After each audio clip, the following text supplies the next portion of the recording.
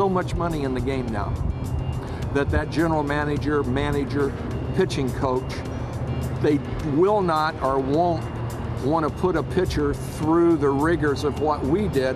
When I was doing this, I was making $78,000. That was Tommy John, the great southpaw who racked up 288 wins in his major league career. Things sure are different from the years when young pitchers like Tommy John were overworked and underpaid. Those arms are worth millions of dollars today. But as our Dominic Chu found out, they're no less fragile. So on the mound for your Nationals, number 37, Steven Strasburg. In 2009, Steven Strasburg signed a record $15 million rookie contract to pitch for the Washington Nationals. But before the end of his first 2 months in the majors, he ended up on the disabled list. Strasburg had torn a ligament in his throwing elbow and would require a surgical procedure that's become all too common among major league pitchers. The fix for this potential Hall of Famer? Ulnar collateral ligament reconstruction, also known as Tommy John surgery, named after the man who first received it in 1974. Dr. Louis Yoakum, who works at the Jobe Clinic in Los Angeles, is the man Strasburg trusted to fix his multi-million-dollar arm. It's the idea of taking a tendon from somewhere else and turning it into a ligament. So basically, I'm taking something from somewhere else in my body, and you're going to stick it in my elbow. Correct.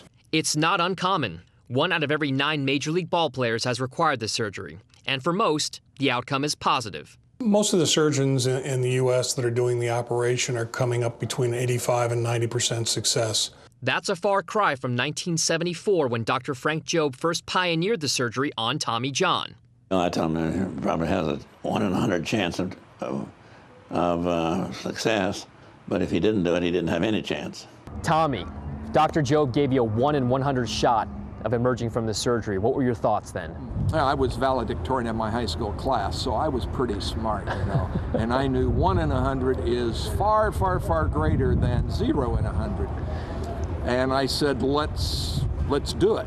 Bloomberg Sports crunched the numbers, comparing the earned run average for pitchers who had the surgery in 2009. 2 years prior, in 2007, they averaged an ERA of 4.30. Compared to 2 years after in 2011, when the ERA dropped to 4.22. A slight improvement, and they extended their earning potential. As we talk about what's happening now, Scott Boras is considered by many to be the most powerful agent in baseball. He's represented a slew of pitchers who've received the surgery.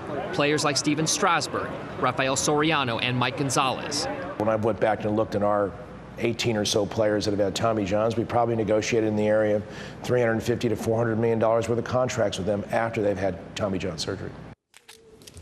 so if you look at the overall picture, it is a huge multi-million-dollar proposition, Tommy John surgery.